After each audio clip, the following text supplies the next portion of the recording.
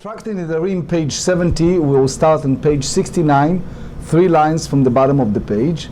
Ba'ei Rabbah challenge as follows. We discussed the issue of husband-wife and father-daughter in regards to a annulment of vow, ratification of vows.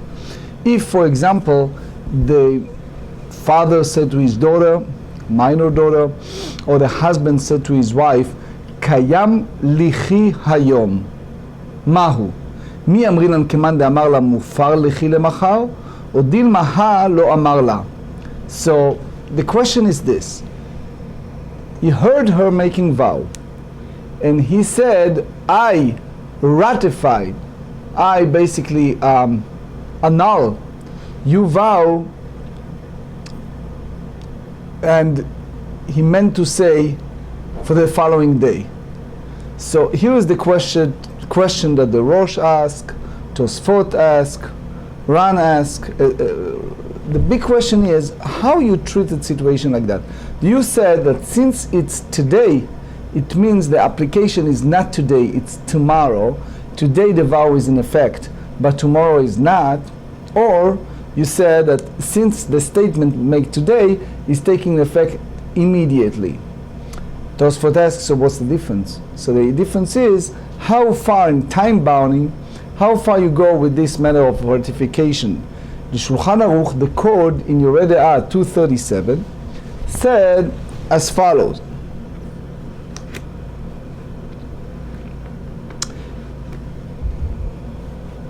If the father or the husband said, Kayam lichi hayom, it is ratified for you today, her vow is permanently ratified. That's also the Rambam's view. The idea is in the halacha, the moment you make this type of statement, it's basically you included the future. Now, if one, in a case of uncertainty, you make it more stringent. That also the Rambam said in Talmud Nedarim chapter 13. So in short, the big question is how you treated the vow. If it's tomorrow, it means today is still a vow and the application will start only tomorrow.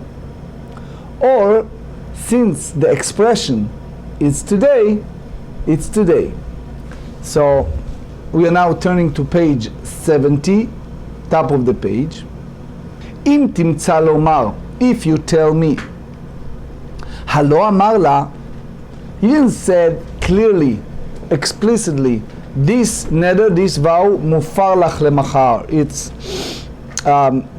dissolved, it's abrogated, it's annulled for the next day. Since amar la mufar lechil lemachar mao, so again, if he said clearly, lucidly, that it's for the following day, mi amrinan lemachar lo matze lemeifar leha kaimei lenidrei hayom.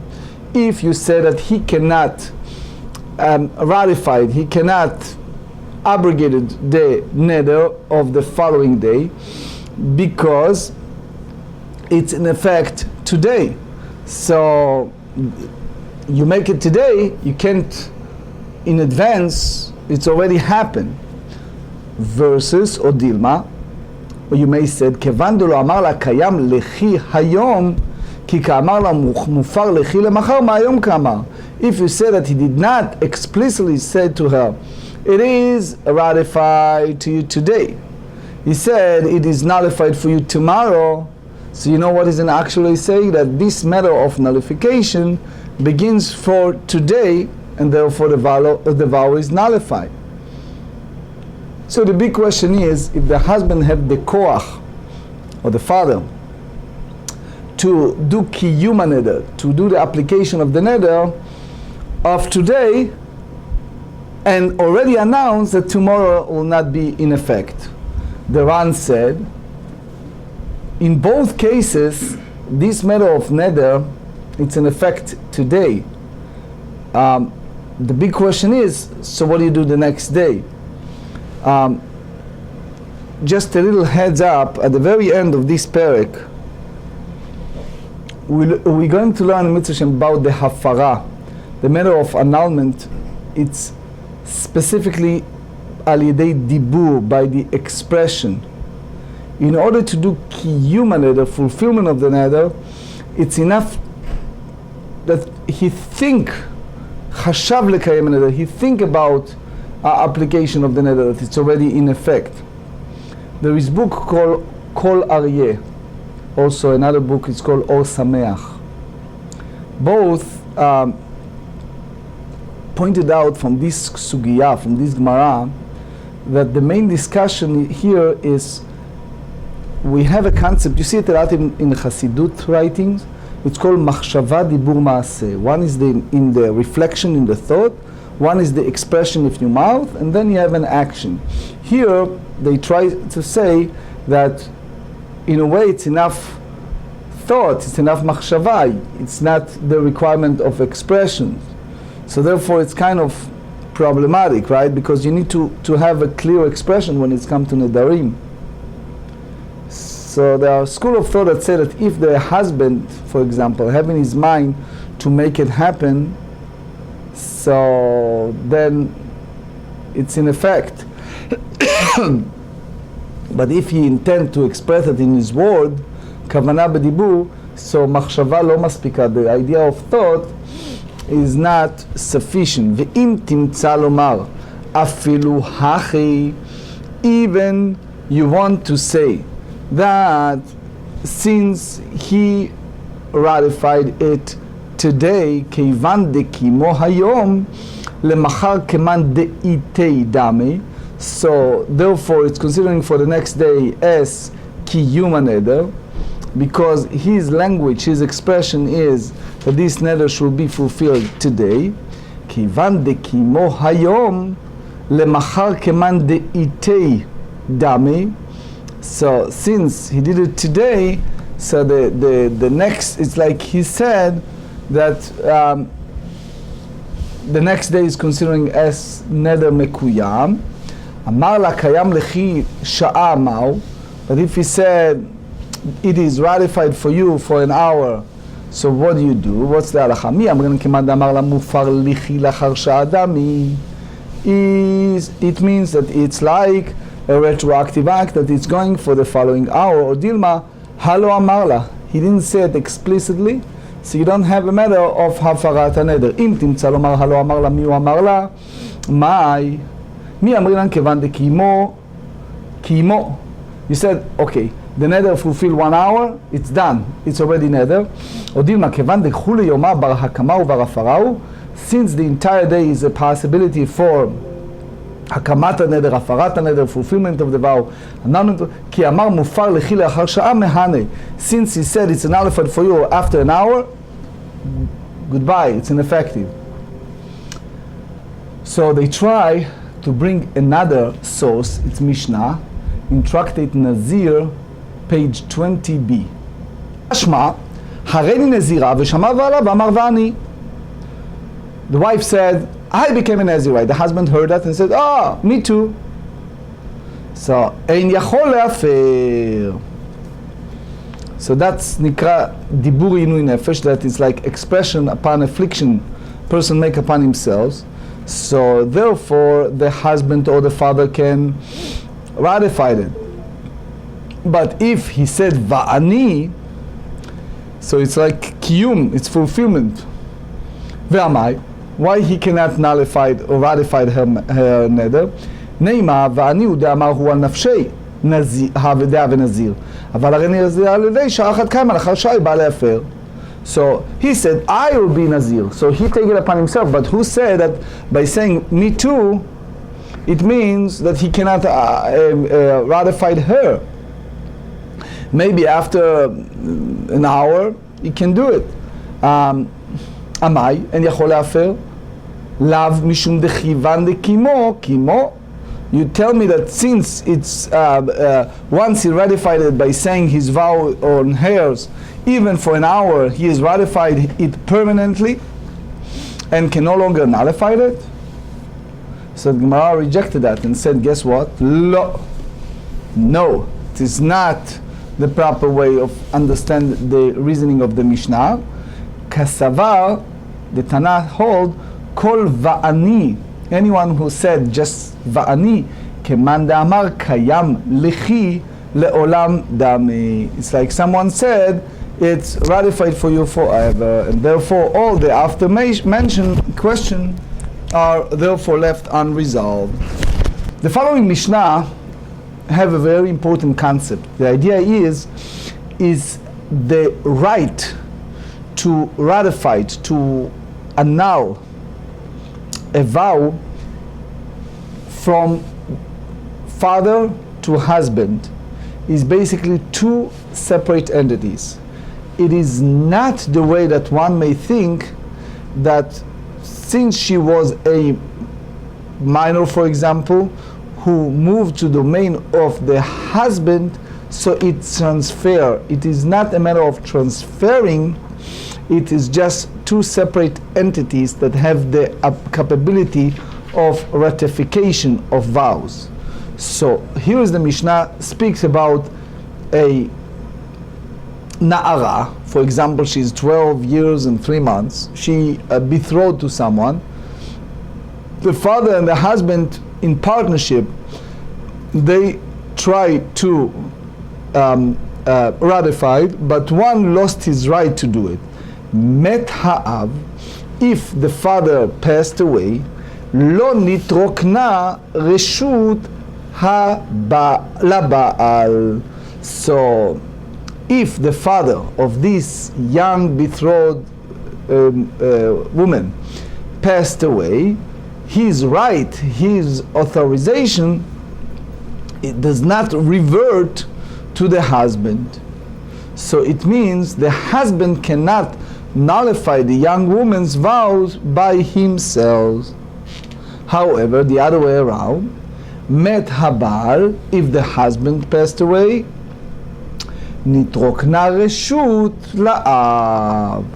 So therefore, from now on, the father can do ratification of the vow of his daughter independently alone.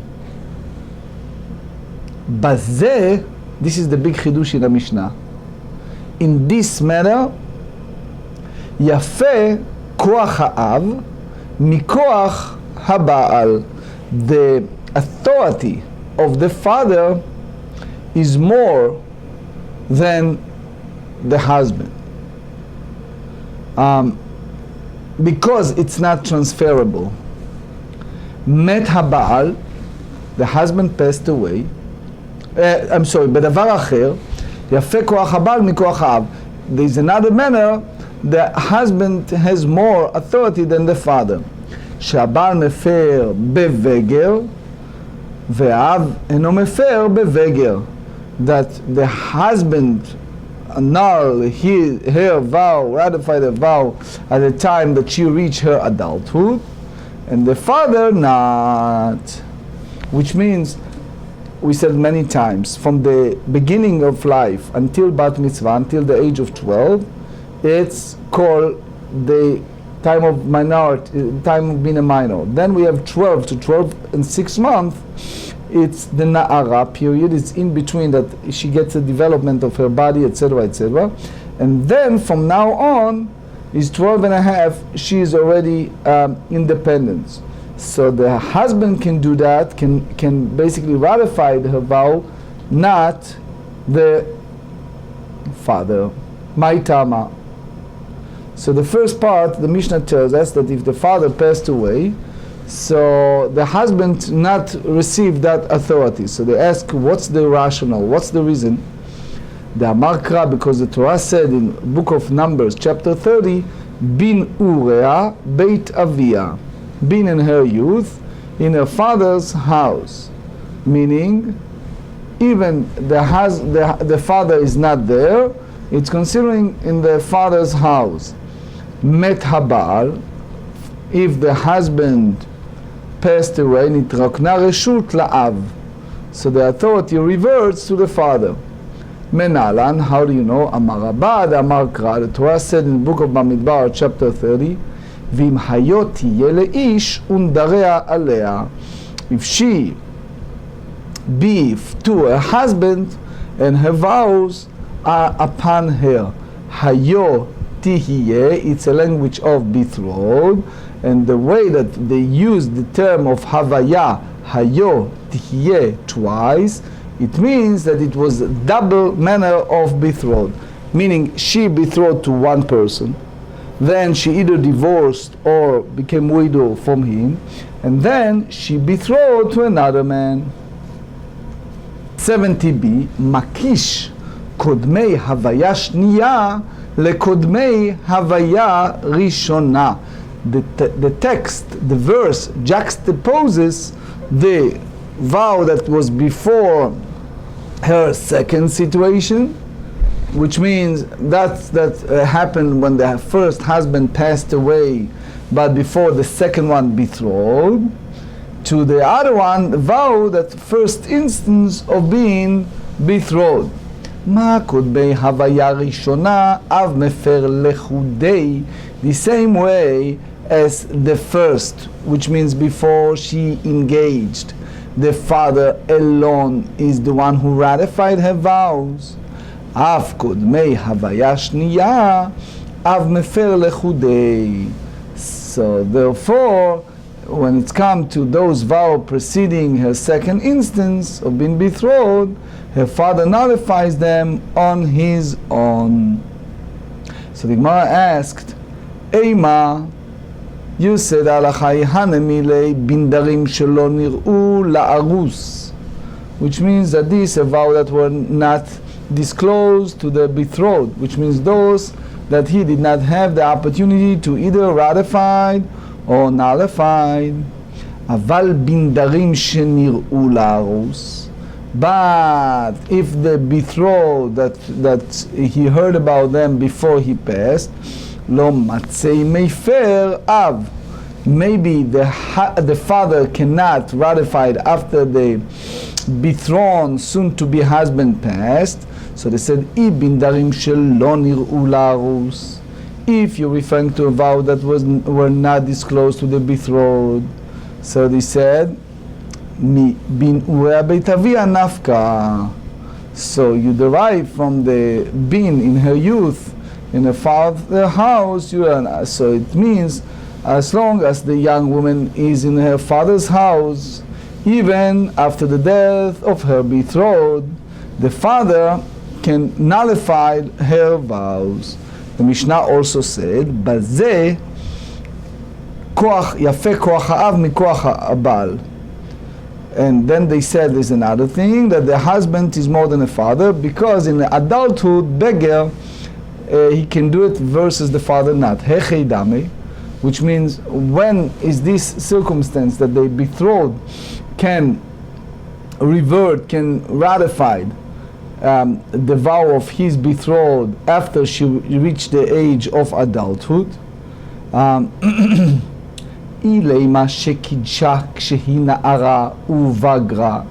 If you tell me that he betrothed her when she was a young one and she took the vow and then she reaches the age of the adulthood, mikdei mita motzi'ah uvagrut motzi'ah mirshut av.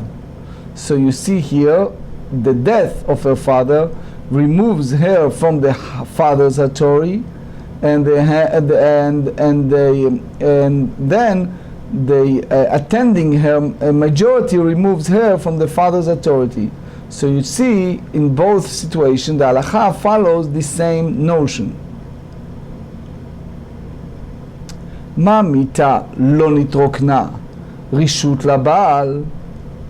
The same way, when the father passed away, so the authority does not revert to the husband, so he cannot independently on his own nullify her vow. Af bagrut, the same here, attaining the majority, the authority the father possessed when she was a young woman. לא נתרוקנה רשות לבעל. The husband does not revert the right. אלא, you have to say that the Mishnah speaking about כשקידשה, כשהיא בוגרת, that he betrothed her when she reached the age of maturity. So therefore, and this is a big chidush, that he has the capability, the betrothed, to ratify the vow of his engagee, even in the age of the adulthood. Hatanina chada zimna. We learn, this is the Mishnah, page 73b, הבוגרת ששהתה 12 חודש, which means you have one that passed 12 years and 6 months, it's בוגרת, that it passed 12 months from the time she asked him to get married or he asked her. So the Rabbi Eliezer holds that since the husband is responsible for her support, so he also have the right to ratify her vow. So why the Mishnah need to teach us this halakha 2 times? So now the Gemara stopped this conversation in order to clarify something in the Mishnah we just mentioned. Ha gufa kashya, this Mishnah by itself is a question. Why? Amart בוגרת ששהתה 12 חודש. You talk that the grown woman who waits 12 months is entitled to support. Wait a second. If you said so, you know what? בבוגרת, למה לי 12 חודש? בוגרת ב-30 יום סגי לה. You have enough 30 days. You remember that we studied in Tractate Talmud, page 57b.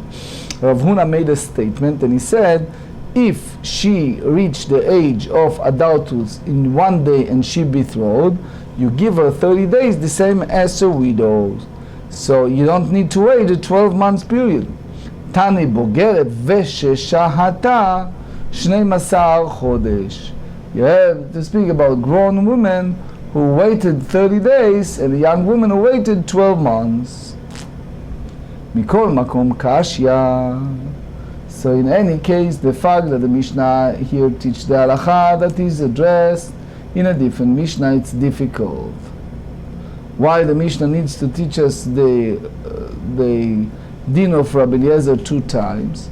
אי באי תימה הכה דווקא ובוגרת קטנתם משום דבאי אי פלוגי Rabbi Eliezer v'Rabbanan, because the Rabban explained that they want to teach us the disputation between Rabbi Eliezer and the sages. But the Rabban explained that you cannot go and explain this is the way that in the Pshat, that the Mishnah is the Ikar, is the essence. And by the way, the next Mishnah is just Derech Hagav, it's by the way, because that's follow Rabbi Eliezer view and not the Chachamim, not the sages. So they said it's just the Mishnah began with the Din Bogeret and then the next Mishnah followed. Anyway, Iba'it Eima, another option you can say Bogeret Davka. A grown woman is actually the source for this halakha. Ve'aide de nasiv reisha baze. And since we said at the first clause, baze, in this matter, the power of the father is relative to the power of the husband. So therefore, the Mishnah side, nasiv seifa name, we learn the last part, baze, that the husband also have the authority more than the father. So the Mishnah doesn't want to teach us the key halachot of bogeret.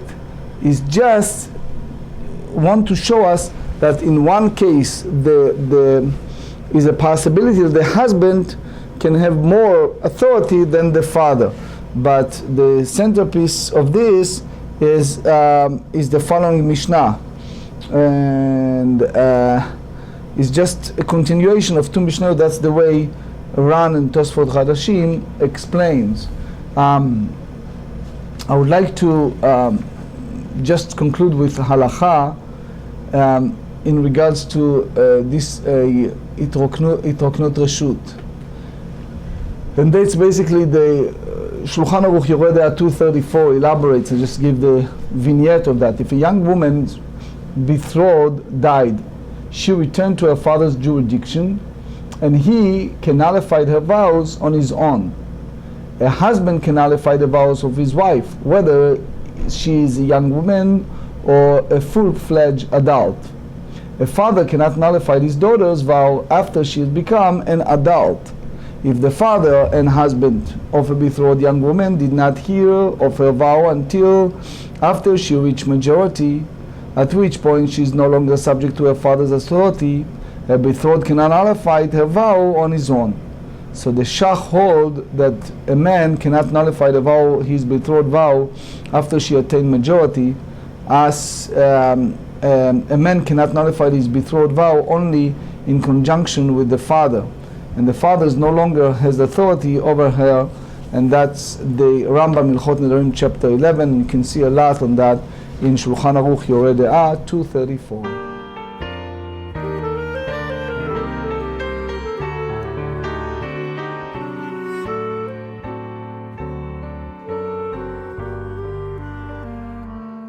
Boyachem leshuloim malachai yeshuloim malachai